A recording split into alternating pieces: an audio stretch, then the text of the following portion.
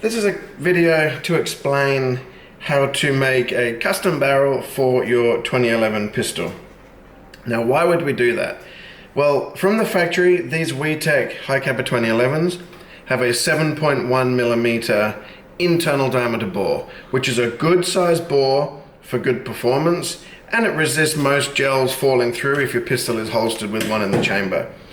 But for some reason, these pistols come from the factory from WeTech with a barrel that is shorter than ideal.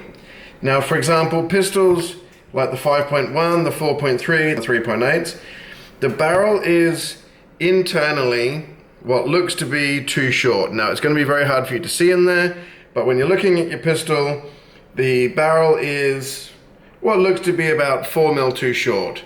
Now, on the inside here, there is the thread, then a small forcing cone of which tapers down away from the barrel. Now, as the barrel retracts back, as the outer barrel retracts back when the pistol is cycled, the inner barrel now moves forward because it is fixed in place where the outer barrel moves backward.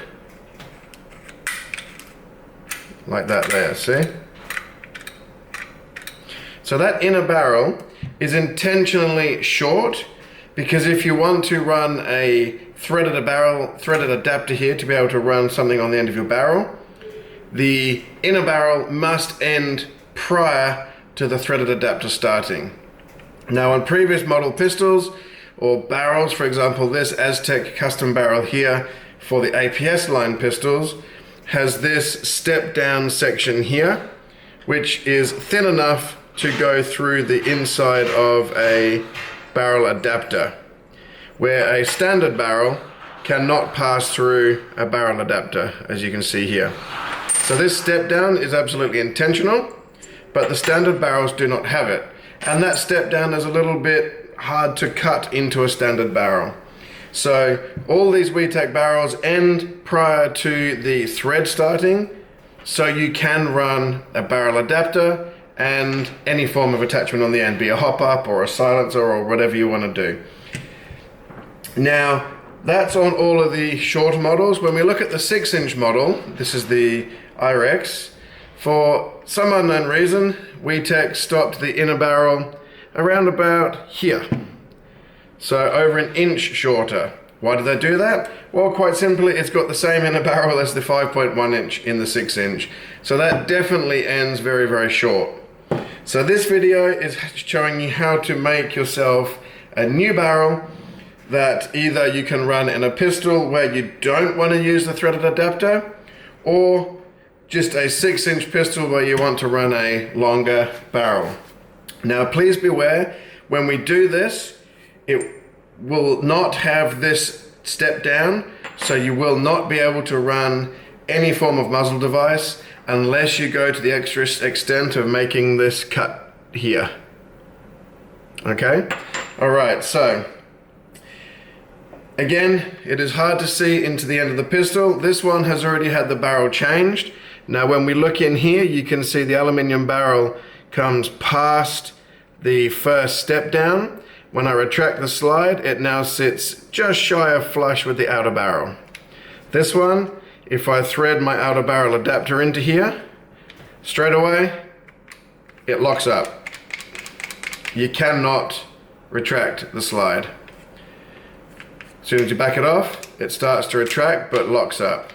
So that just shows that this step down is most definitely needed. So what is on the standard barrel that we need to make the custom? So as you can see here, hopefully you can see here, there is a groove in the barrel. That is where the barrel seal locks into. So if we take an aluminium barrel, for example this one here, and want to use this in our pistol, we have to add that thread to this barrel so it will fit. It is also very important, of course, to make sure your outside diameter is the same, otherwise it will more than likely lock up. Lengthwise, we can cut that later. This is a short inner barrel from a baby capper, but we're going to make this barrel to suit the 6-inch just for example purposes only. So let's take out the standard inner barrel from the 6-inch. Magazine is already out. Pop our slide off. Take our guide rod out. This one's got the spacer, we'll drop off first. A very cool little WeTech bullet type spacer. I love that little feature. Drop this one out. She's all slippery. And drop our barrel assembly out. Inner and outer barrel comes out together. Oh, not quite as it should do.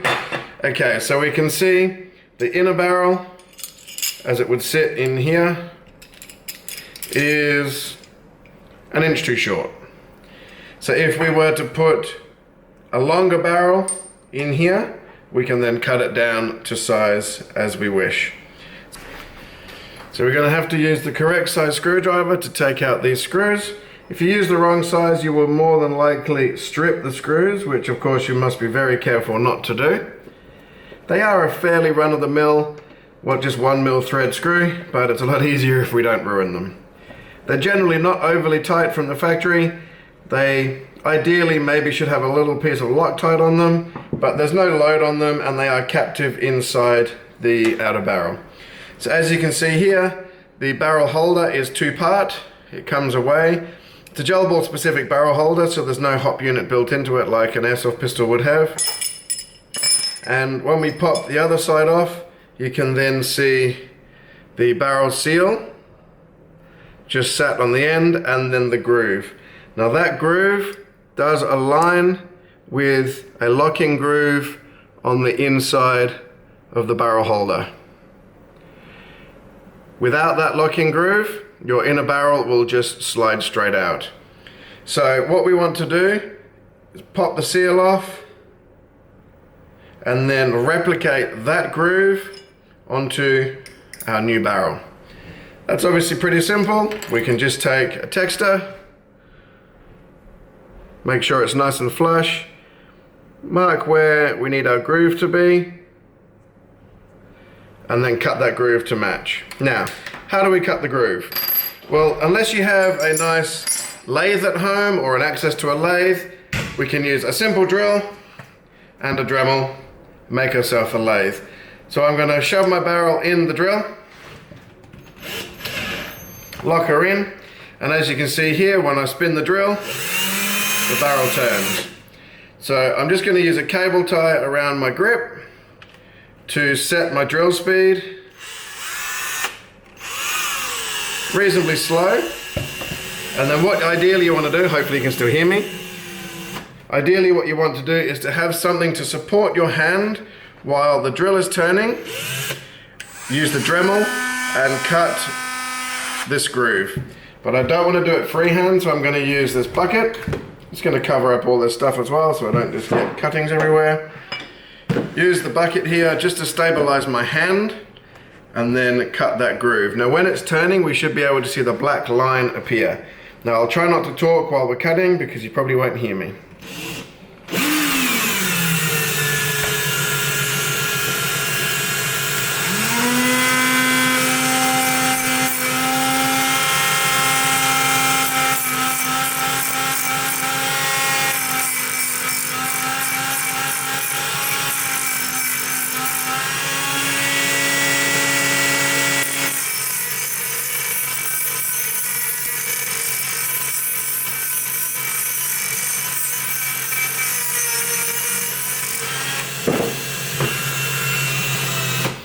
Now we don't want to go too hard too fast. We want to go step by step at a time because we need to be able to see if our barrel holder sits over the barrel here nice and firm. Now if you don't cut the groove tight deep enough, the barrel holder will not sit on there nicely. As we sit the two pieces on, if we're not deep enough, we can see here the groove, the gap here will not close. So I need to go deeper on my groove yet to get that to close. Now of course when we then add the barrel seal in there too, it's going to add more resistance, so we need to make sure this groove is deep enough before we even add the barrel seal.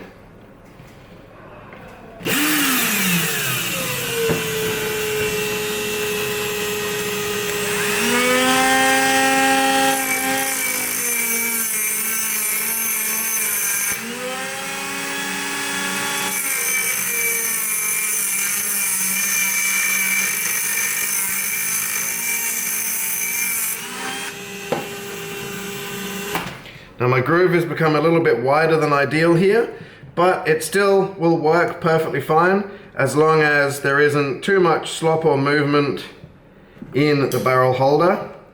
So there we go. So that's now in place. I do have around about 0.5 millimeter of movement there. There's no gaps along the groove, along the two parts. So if we put our barrel seal on there, and now see how it sits together. So it sits in there, still got a bit of movement there, so it's not quite perfect. But what we'll do is we'll tighten up our screws, see how we sit. Now the one thing we need to check is once it's all screwed together, the shape of the barrel seal where the gels load into the barrel in this hole here.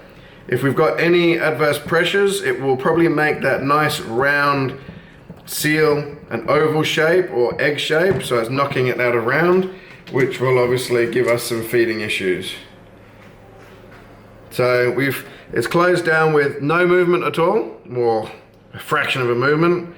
Our barrel seal, if you can see it, is nice and round. So that fits reasonably well. Now, we will always have some turning, but once you're all done, you can just do a little double Loctite on here, super glue on here, and stop that from turning. So that's our barrel fitted to our barrel holder and barrel seal. So we can do away with the lathe.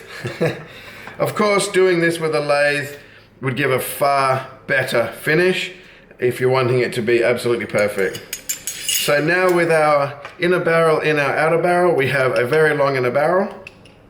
It's entirely up to you where you want it to be cut. If you want to cut it so that it sits flush in this slide forward position, or if you want it to sit flush in the slide back position.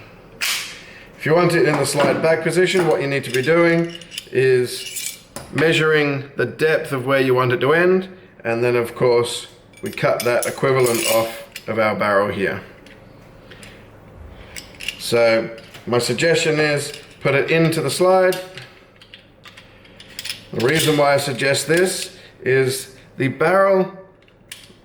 inner barrel obviously has some movement in the barrel holder, and you want to make sure that it's in the correct position when you mark it. Now there is movement on there, so we don't want to mark it in the wrong position. For the sake of a minute putting it back together, let's get it correct. Don't even need the frame on. So that is our finished position.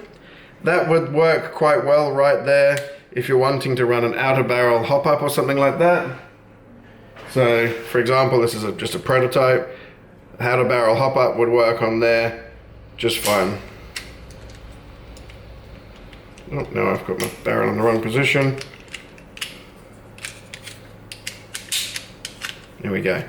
So now we would want to be marking our barrel flush here, and then more than likely you will want to cut it off to suit the depth of that thread. As we can see here, we'll be cutting it off around about 8 mil shorter. Now I'm sure you can work that out yourself where to cut it. I'm not going to show you that. The tricky part is just getting that barrel groove cut nicely so that the outer barrel sits on nice and firm. There we go, fairly basic video showing you how to make a custom barrel. Now one thing to remember, as I did say before, this will not allow us to run an outer barrel adapter to be able to run a screw-on thread, because this one will not slide on a standard OD barrel. You would have to shave it down to match that one there so that the adapter can still work. I hope that makes sense. Thanks very much, guys.